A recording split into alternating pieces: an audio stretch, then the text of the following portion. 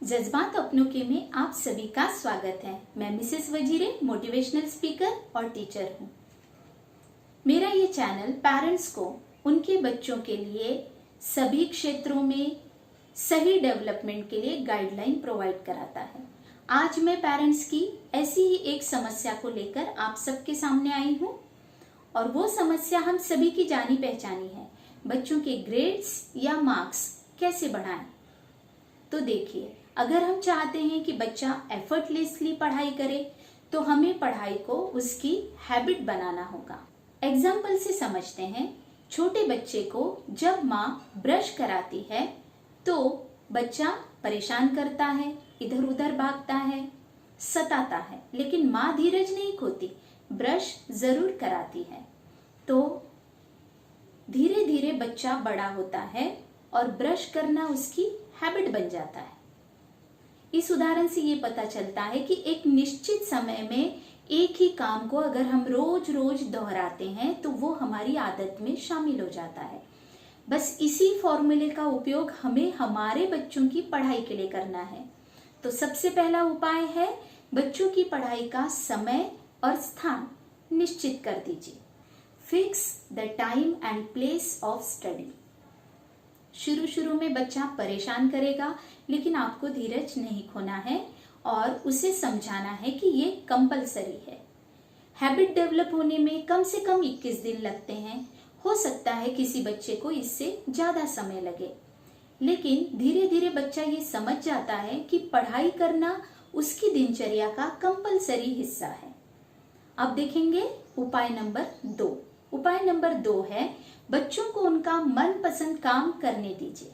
अगर उन्हें क्रिकेट खेलना पसंद है, ड्राइंग करना पसंद है, पेंटिंग पसंद है, कंप्यूटर पर गेम खेलना पसंद है, तो उन्हें ये काम करने दीजिए। Let your children do what they enjoy doing. इसके पीछे एक कारण है। खेलने का जो हम समय रखेंगे वो पढ़ाई के बाद रखेंगे। किसी दिन अगर बच्चे ने पढ़ाई के लिए आनाकानी की तो हम उसे समझा सकते हैं कि देखो बेटा, आपको खेलना पसंद है, आप रोज खेलते हो, बस उसी तरह आपको रोज होमवर्क करना है, रोज पढ़ाई करनी है। बच्चा ये अच्छे से समझ जाएगा कि होमवर्क किए बिना खेलने की छुट्टी नहीं मिलेगी और पढ़ने की आदत उसे लगनी ही है। देखिए, बहुत ज्यादा जोर जबरदस्ती नहीं करनी है, लेकिन अच्छी आदतें बच्चों को सिखाना वो भी तो हमारा ही फर्ज है। अब देखते हैं तीसरा उपाय। तीसरा उपाय है राइटिंग प्रैक्टिस। अक्सर देखा गया है कि बच्चे प्रश्नों का उत्तर रटने में पूरा समय लगा देते हैं और फिर जब एग्जाम में लिखते हैं तो लिखने में बहुत सारी गलतियां होती हैं और कुछ बच्चों को तो पेपर पूरा करने के लिए समय भी कम पड़ जाता है। ये सारी बातें राइटिंग प्रैक्टिस न होने की वजह से होती है। तो अब हमें क्या करना है, हमें बच्चों से पिछले 5 वर्ष के पेपर सॉल्व करने के लिए कहना है। इसके 2 फायदे होंगे। पहला फायदा, बच्चे की राइटिंग प्रैक्टिस होगी। दूसरा फायदा, बच्चों को प्रश्नों के स्वरूप पता चल जाएंगे। प्रश्न किस प्रकार से आते हैं, उनके मार्क्स कितने होते हैं, कौन से प्रश्न में और है, कौन से प्रश्न में ऑप्शंस है, ये सारी बातें बच्चे को स्पष्ट हो जाएगी। फिर जब वो एग्जाम देने जाएगा तो उसकी राइटिंग स्पीड अच्छी होने की वजह से समय कम नहीं पड़ेगा, गलतियां कम होंगी और बच्चे को प्रश्नों का स्वरूप पता होने की वजह से उत्तर लिखते वक्त वो कॉन्फिडेंट होगा और एंड रिजल्ट मार्क्स या ग्रेड्स 100% बढ़ेंगे। अब देखते हैं हम हमारा चौथा उपाय। चौथा उपाय है 24 घंटे में 2 बार रिवीजन। मान लीजिए आपके बच्चे को पढ़ाई की आदत लग चुकी है। अब वो निश्चित समय निश्चित जगह पर बैठकर रोज पढ़ाई करता है, होमवर्क करता है, क्वेश्चन आंसर्स याद करता है। इसके बावजूद जब पेपर में आंसर लिखने जाता है तो वो उसका याद किया हुआ रिकॉल नहीं कर पाता।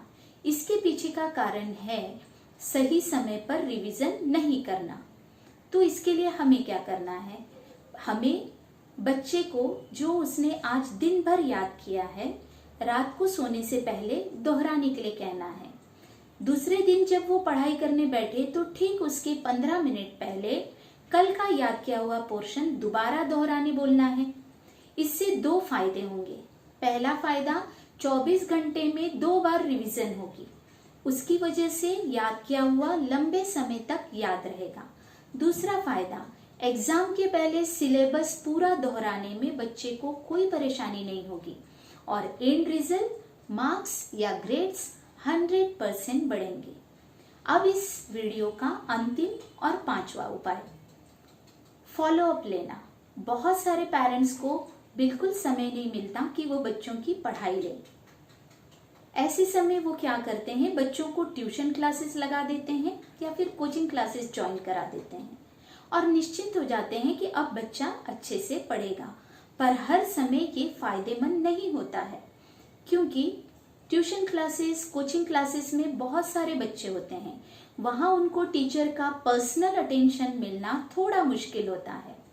इसलिए अगर हम अपने बच्चे की पढ़ाई नहीं ले पाते तो कोई बात नहीं, लेकिन हफ्ते में 2 बार हमें उसका फॉलोअप लेना चाहिए और फॉलोअप लेते हुए उसे आगे बढ़ने के लिए प्रेरित करना है, प्रोत्साहित करना है।